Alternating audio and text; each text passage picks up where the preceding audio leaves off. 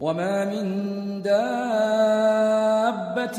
في الأرض إلا على الله رزقها ويعلم مستقرها ومستودعها كل في كتاب مبين. وهو الذي خلق السماوات والأرض في 6 أيام وكان عرشه على الماء ليبلوكم أيكم أحسن عملا. ولئن قلت إنكم مبعوثون من بعد الموت ليقولن الذين كفروا إن هذا إلا سحر مبين. ولئن أخرنا عنهم العذاب إلى أمة معدودة ليقولن ما يحبسه ألا يوم يأتيهم ليس مصروفا عنهم وحاق بهم ما كانوا به يستهزئون. ولئن أذقنا الإنسان منا رحمة ثم نزعناها منه إنه ليئوس كفور. ولئن أذقناه نعماء بعد ضراء مسته ليقولن ذهب السيئات عني إنه لفرح فخور. إلا الذين صبروا وعملوا الصالحات أولئك لهم مغفرة وأجر كبير. فلعلك تارك بعض ما يوحى إليك وضائق به صدرك أن يقولوا لولا أنزل عليه كنز أو جاء معه ملك إنما أنت نذير والله على كل شيء وكيل. أم يقولون افتراه قل فأتوا ب10 سور مثله مفتريات وادعوا من استطعتم من دون الله إن كنتم صادقين. فإن لم يستجيبوا لكم فاعلموا أنما أنزل بعلم الله وأن لا إله إلا هو فهل أنتم مسلمون؟ من كان يريد الحياة الدنيا وزينتها نوف إليهم أعمالهم فيها وهم فيها لا يبخسون. أولئك الذين ليس لهم في الآخرة إلا النار وحبط ما صنعوا فيها وباطل ما كانوا يعملون.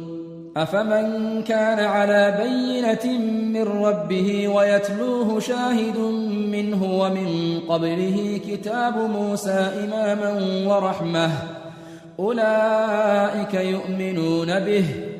ومن يكفر به من الأحزاب فالنار موعده فلا تك في مرية منه إنه الحق من ربك ولكن أكثر الناس لا يؤمنون. ومن أظلم ممن افترى على الله كذبا أولئك يعرضون على ربهم ويقول الأشهاد هؤلاء الذين كذبوا على ربهم ألا لعنة الله على الظالمين. الذين يصدون عن سبيل الله ويبغونها عوجا وهم بالآخرة هم كافرون. أولئك لم يكونوا معجزين في الأرض وما كان لهم من دون الله من أولياء يضاعف لهم العذاب ما كانوا يستطيعون السمع وما كانوا يبصرون. أولئك الذين خسروا أنفسهم وضل عنهم ما كانوا يفترون. لا جرم أنهم في الآخرة هم الأخسرون. إن الذين آمنوا وعملوا الصالحات وأخبتوا إلى ربهم أولئك أصحاب الجنة هم فيها خالدون. مثل الفريقين كالأعمى والأصم والبصير والسميع هل يستويان مثلا أفلا تذكرون. ولقد أرسلنا نوحا إلى قومه إني لكم نذير مبين ألا تعبدوا إلا الله إني أخاف عليكم عذاب يوم أليم. فقال الملأ الذين كفروا من قومه ما نراك إلا بشرا مثلنا وما نراك اتبعك إلا الذين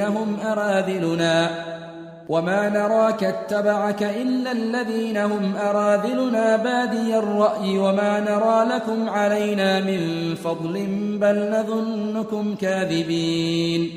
قال يا قوم أرأيتم إن كنت على بينة من ربي وآتاني رحمة من عنده فعميت عليكم أنلزمكموها وأنتم لها كارهون.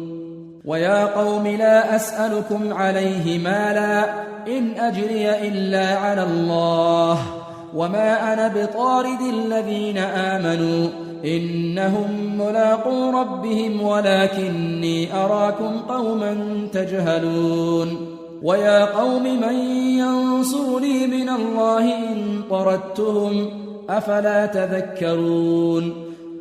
ولا أقول لكم عندي خزائن الله ولا أعلم الغيب ولا أقول إني ملك ولا أقول للذين تزدري أعينكم لن يؤتيهم الله خيرا الله أعلم بما في أنفسهم إني إذا لمن الظالمين. قالوا يا نوح قد جادلتنا فأكثرت جدالنا فأتنا بما تعدنا إن كنت من الصادقين. قال إنما يأتيكم به الله إن شاء وما أنتم بمعجزين. ولا ينفعكم نصحي إن أردت أن أنصح لكم إن كان الله يريد أن يغويكم هو ربكم وإليه ترجعون. أم يقولون افتراه قل إن افتريته فعلي إجرامي وأنا بريء مما تجرمون. وأوحي إلى نوح أنه لن يؤمن من قومك إلا من قد آمن فلا تبتئس بما كانوا يفعلون. واصنع الفلك بأعيننا ووحينا ولا تخاطبني في الذين ظلموا إنهم مغرقون. ويصنع الفلك وكلما مر عليه ملأ من قومه سخروا منه قال إن تسخروا منا فإنا نسخر منكم كما تسخرون. فسوف تعلمون من يأتيه عذاب يخزيه ويحل عليه عذاب مقيم. حتى إذا جاء أمرنا وفارت النور قل نحمل فيها من كل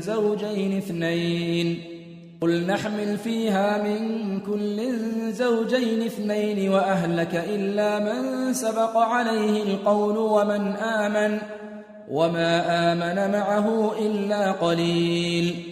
وقال اركبوا فيها بسم الله مجريها ومرساها إن ربي لغفور رحيم. وهي تجري بهم في موج كالجبال ونادى نوح ابنه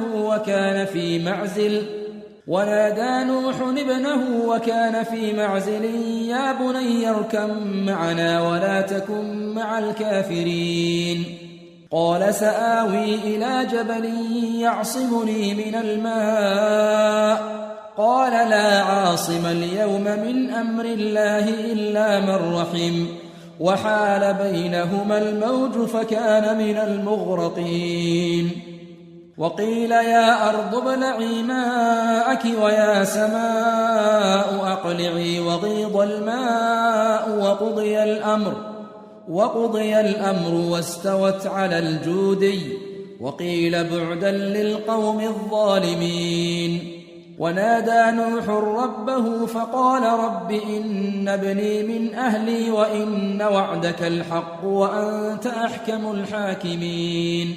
قال يا نوح إنه ليس من أهلك إنه عمل غير صالح فلا تسأل لما ليس لك به علم إني أعظك أن تكون من الجاهلين. قال رب إني أعوذ بك أن أسألك ما ليس لي به علم، وإلا تغفر لي وترحمني أكن من الخاسرين. قيل يا نوح اهبط بسلام منا وبركات عليك وعلى ممن معك، وأمم سنمتعهم ثم يمسهم منا عذاب أليم. تلك من أنباء الغيب نوحيها إليك، ما كنت تعلمها أنت ولا قومك من قبل هذا، فاصبر إن العاقبة للمتقين. وإلى عاد أخاهم هودا قال يا قوم اعبدوا الله ما لكم من إله غيره إن أنتم إلا مفترون. يا قوم لا أسألكم عليه أجرا إن أجري إلا على الذي فطرني أفلا تعقلون. ويا قوم استغفروا ربكم ثم توبوا إليه يرسل السماء عليكم مدرارا ويزدكم قوة إلى قوتكم ولا تتولوا مجرمين. قالوا يا هود ما جئتنا ببينة وما نحن بتاركي آلهتنا عن قولك وما نحن لك بمؤمنين، إن نقول إلا اعتراك بعض آلهتنا بسوء. قال إني أشهد الله واشهدوا أني بريء مما تشركون من دونه فكيدوني جميعا ثم لا تنظرون. إني توكلت على الله ربي وربكم ما من دابة إلا هو آخذ بناصيتها إن ربي على صراط مستقيم. فإن تولوا فقد أبلغتكم ما أرسلت به إليكم ويستخلف ربي قوما غيركم ولا تضرونه شيئا إن ربي على كل شيء حفيظ. ولما جاء أمرنا نجينا هودا والذين آمنوا معه برحمة منا ونجيناهم من عذاب غليظ. وتلك عاد جحدوا بآيات ربهم وعصوا رسله واتبعوا أمر كل جبار عنيد. وأتبعوا في هذه الدنيا لعنة ويوم القيامة ألا إن عادا كفروا ربهم ألا بعدا لعاد قوم هود. وإلى ثمود أخاهم صالحا قال يا قوم اعبدوا الله ما لكم من إله غيره هو أنشأكم من الأرض واستعمركم فيها فاستغفروه ثم توبوا إليه إن ربي قريب مجيب. قالوا يا صالح قد كنت فينا مرجوا قبل هذا أتنهانا أن نعبد ما يعبد آباؤنا وإننا لفي شك مما تدعونا إليه مريب. قال يا قوم أرأيتم إن كنت على بينة من ربي وآتاني منه رحمة فمن ينصرني من الله إن عصيته فما تزيدونني غير تخسير. ويا قوم هذه ناقة الله لكم آية فذروها تأكل في أرض الله ولا تمسوها بسوء فيأخذكم عذاب قريب. فعقروها فقال تمتعوا في داركم 3 أيام ذلك وعد غير مكذوب. فلما جاء أمرنا نجينا صالحا والذين آمنوا معه برحمة منا ومن خزي يومئذ إن ربك هو القوي العزيز.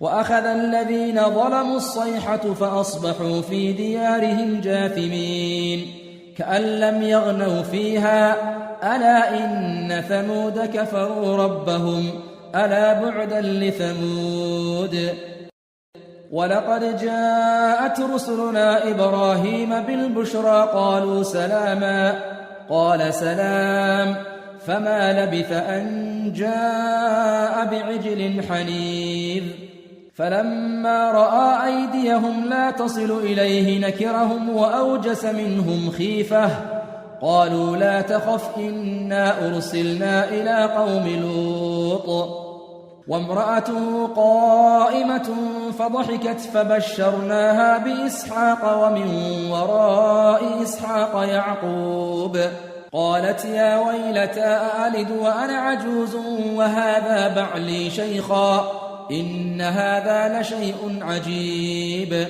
قالوا أتعجبين من أمر الله رحمة الله وبركاته عليكم أهل البيت إنه حميد مجيد فلما ذهب عن إبراهيم الروع وجاءته البشرى يجادلنا في قوم لوط إن إبراهيم لحليم أواه منيب يا إبراهيم أعرض عن هذا إنه قد جاء أمر ربك وإنهم آتيهم عذاب غير مردود ولما جاءت رسلنا لوطا سيء بهم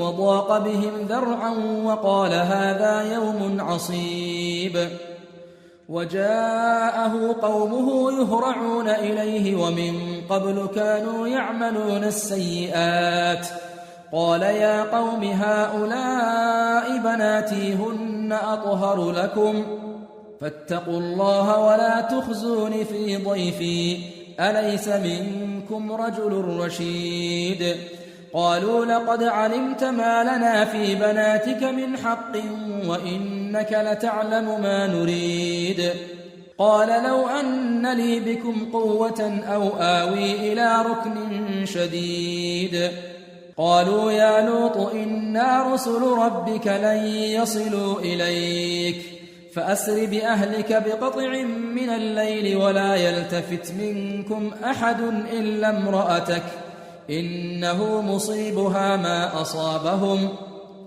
إن موعدهم الصبح أليس الصبح بقريب فلما جاء أمرنا جعلنا عاليها سافلها وأمطرنا عليها حجارة من سجيل منضود مسومة عند ربك وما هي من الظالمين ببعيد وإلى مدين أخاهم شعيبا قال يا قوم اعبدوا الله ما لكم من إله غيره ولا تنقصوا المكيال والميزان إني أراكم بخير وإني أخاف عليكم عذاب يوم محيط ويا قوم أوفوا المكيال والميزان بالقسط ولا تبخسوا الناس أشياءهم ولا تعثوا في الأرض مفسدين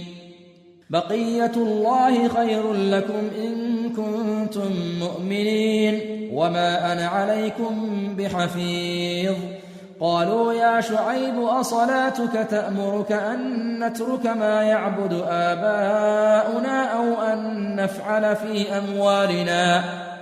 أو أن نفعل في أموالنا ما نشاء إنك لأنت الحليم الرشيد قال يا قوم أرأيتم إن كنت على بينة من ربي ورزقني منه رزقا حسنا وما أريد أن أخالفكم إلى ما أنهاكم عنه إن أريد إلا الإصلاح ما استطعت وما توفيقي إلا بالله عليه توكلت وإليه أنيب ويا قوم لا يجرمنكم شقاقي أن يصيبكم مثل ما أصاب قوم نوح أو قوم هود أو قوم صالح وما قوم لوط منكم ببعيد واستغفروا ربكم ثم توبوا إليه إن ربي رحيم ودود.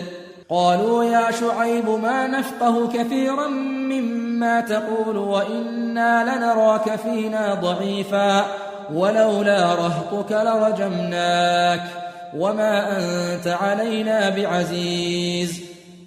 قال يا قوم أرهطي أعز عليكم من الله واتخذتموه وراءكم ظهريا إن ربي بما تعملون محيط. ويا قوم اعملوا على مكانتكم إني عامل سوف تعلمون من يأتيه عذاب يخزيه ومن هو كاذب وارتقبوا إني معكم رقيب. ولما جاء أمرنا نجينا شعيبا والذين آمنوا معه برحمة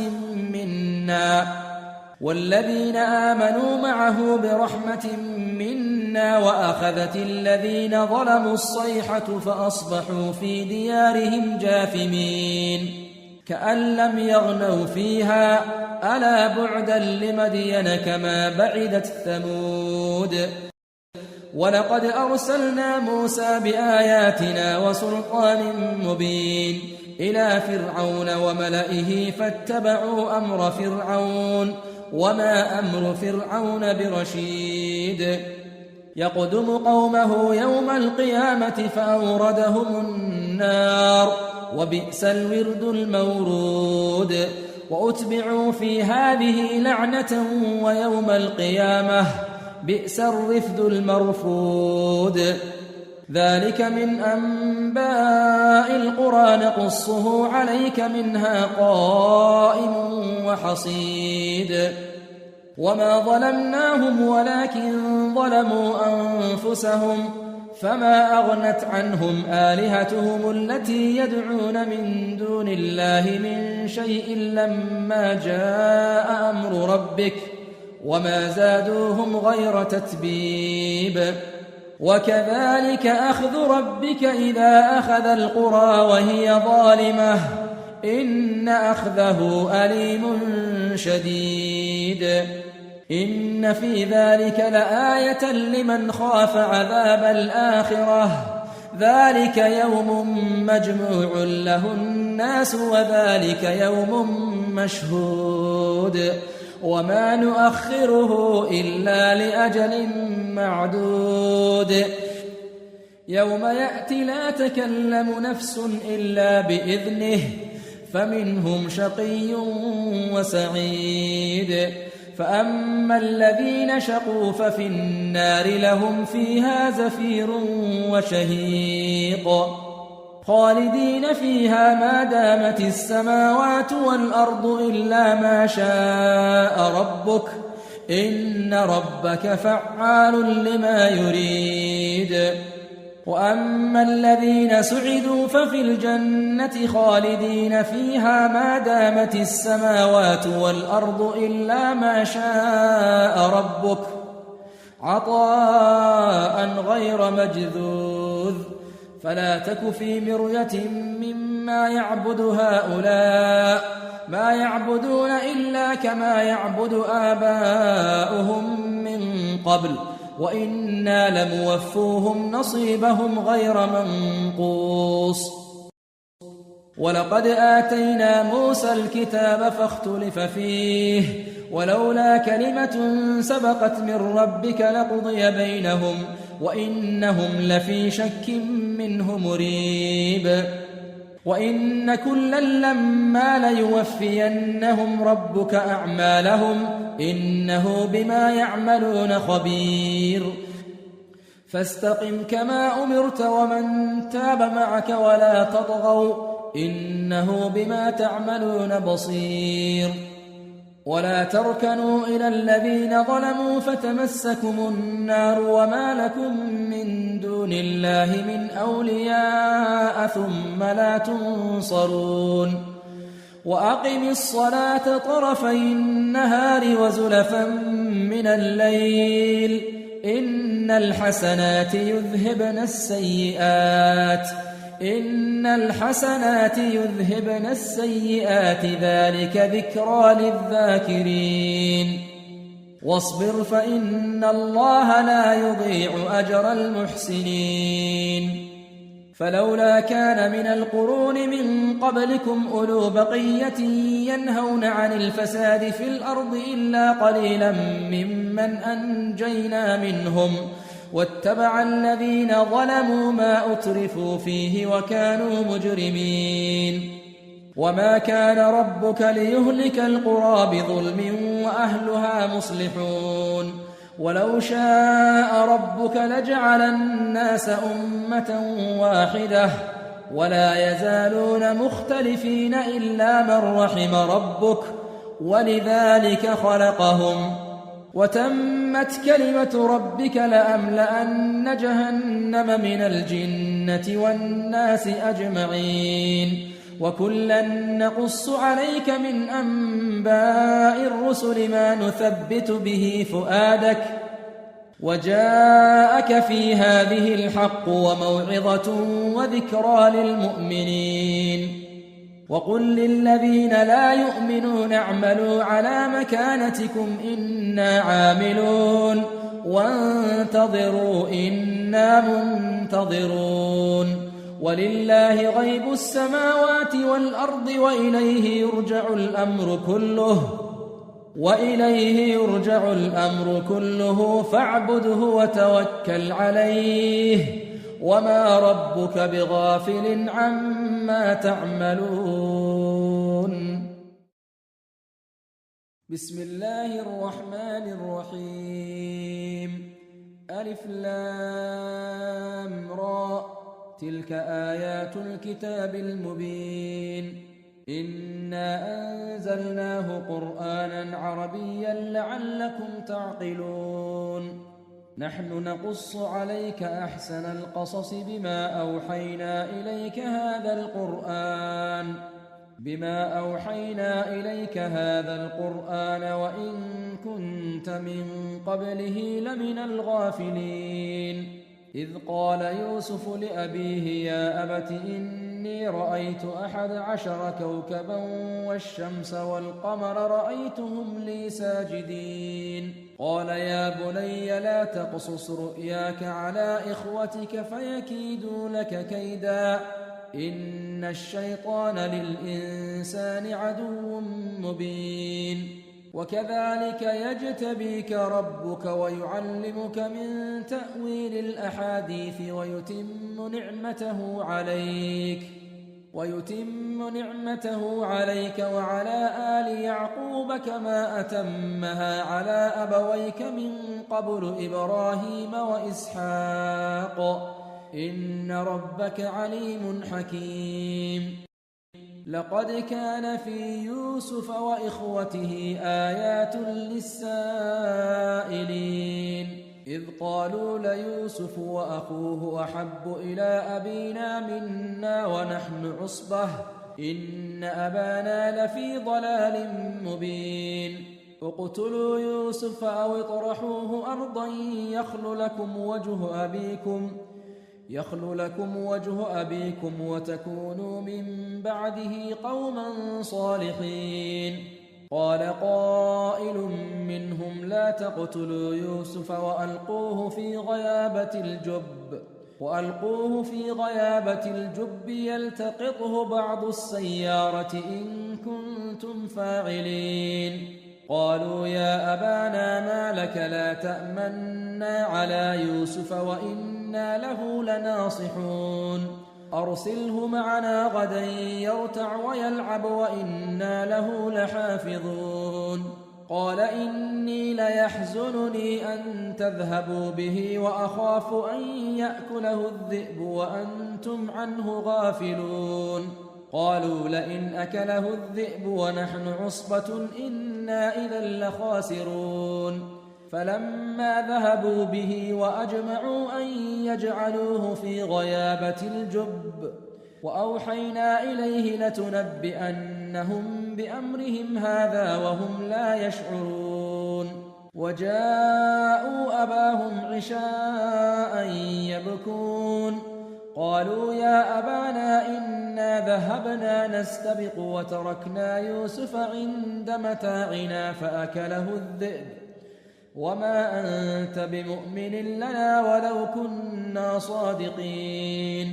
وجاءوا على قميصه بدم كذب قال بل سولت لكم أنفسكم أمرا فصبر جميل والله المستعان على ما تصفون. وجاءت سيارة فأرسلوا واردهم فأدلى دلوه قال يا بشرى هذا غلام وأسروه بضاعة والله عليم بما يعملون. وشروه بثمن بخس دراهم معدودة وكانوا فيه من الزاهدين. وقال الذي اشتراه من مصر لامرأته أكرمي مثواه عسى أن ينفعنا أو نتخذه ولدا وكذلك مكنا ليوسف في الأرض ولنعلمه من تأويل الأحاديث والله غالب على أمره ولكن أكثر الناس لا يعلمون. ولما بلغ أشده آتيناه حكما وعلما وكذلك نجزي المحسنين. وراودته التي هو في بيتها عن نفسه وغلقت الأبواب وقالت هيت لك قال معاذ الله إنه ربي أحسن مثواي إنه لا يفلح الظالمون. ولقد همت به وهم بها لولا أن رأى برهان ربه كذلك لنصرف عنه السوء والفحشاء إنه من عبادنا المخلصين. واستبق الباب وقدت قميصه من دبر وألف يا سيدها لدى الباب قالت ما جزاء من أراد بأهلك سوءا إلا أن يسجن أو عذاب أليم. قال هي راودتني عن نفسي وشهد شاهد من أهلها إن كان قميصه قد من قبل فصدقت وهو من الكاذبين وإن كان قميصه قد من دبر فكذبت وهو من الصادقين. فلما رأى قميصه قد من دبر قال إنه من كيدكن إن كيدكن عظيم. يوسف أعرض عن هذا واستغفري لذنبك إنك كنت من الخاطئين. وقال نسوة في المدينة امرأة العزيز تراود فتاها عن نفسه قد شغفها حبا إنا لنراها في ضلال مبين. فلما سمعت بمكرهن أرسلت إليهن وأعتدت لهن متكأ وآتت كل واحدة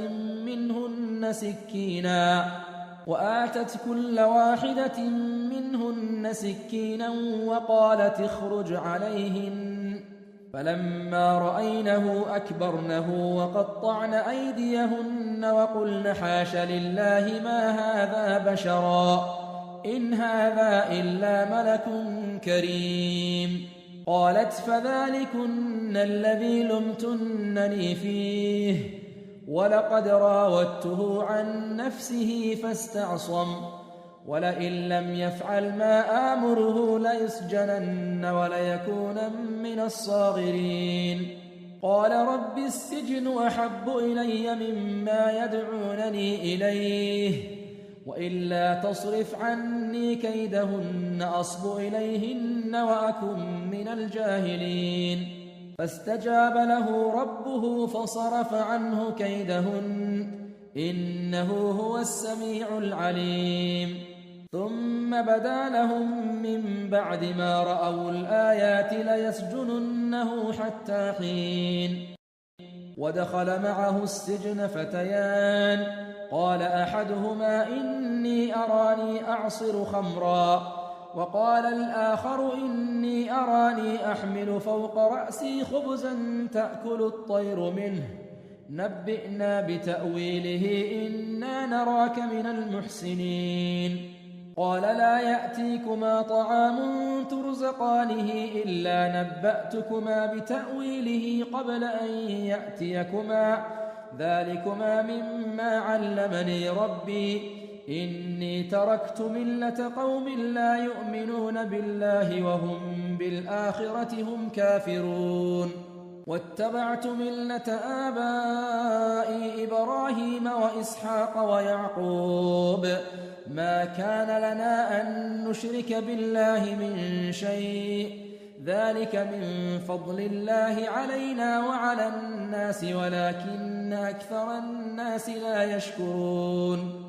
يا صاحبي السجن أأرباب متفرقون خير أم الله الواحد القهار ما تعبدون من دونه إلا أسماء سميتموها أنتم وآباؤكم ما أنزل الله بها من سلطان إن الحكم إلا لله أمر ألا تعبدوا إلا إياه ذلك الدين القيم ولكن أكثر الناس لا يعلمون يا صاحبي السجن أما أحدكما فيسقي ربه خمرا وأما الآخر فيصلب فتأكل الطير من رأسه قضي الأمر الذي فيه تستفتيان وقال للذي ظن أنه ناج منهما اذكرني عند ربك فأنساه الشيطان ذكر ربه فلبث في السجن بضع سنين وقال الملك إني أرى 7 بقرات سمان يأكلهن 7 عجاف و7 سنبلات خضر وأخر يابسات يا أيها الملأ أفتوني في رؤياي إن كنتم للرؤيا تعبرون قالوا أضغاث أحلام وما نحن بتأويل الأحلام بعالمين وقال الذي نجا منهما وادكر بعد أمة أنا أنبئكم بتأويله فأرسلون يوسف أيها الصديق أفتنا في 7 بقرات سمان يأكلهن 7 عجاف و7 سنبلات خضر وأخر يابسات لعلي أرجع إلى الناس لعلهم يعلمون قال تزرعون 7 سنين دابا فما حصدتم فذروه في سنبله إلا قليلا مما تأكلون ثم يأتي من بعد ذلك 7 شداد يأكلن ما قدمتم لهن إلا قليلا مما تحصنون ثم يأتي من بعد ذلك عام فيه يغاث الناس وفيه يعصرون وقال الملك ائتوني به فلما جاءه الرسول قال ارجع إلى ربك فاسأله ما بال النسوة اللاتي قطعن أيديهن إن ربي بكيدهن عليم قال ما خطبكن إذ راوتن يوسف عن نفسه قلن حاش لله ما علمنا عليه من سوء قالت امرأة العزيز الآن حصحص الحق أنا راودته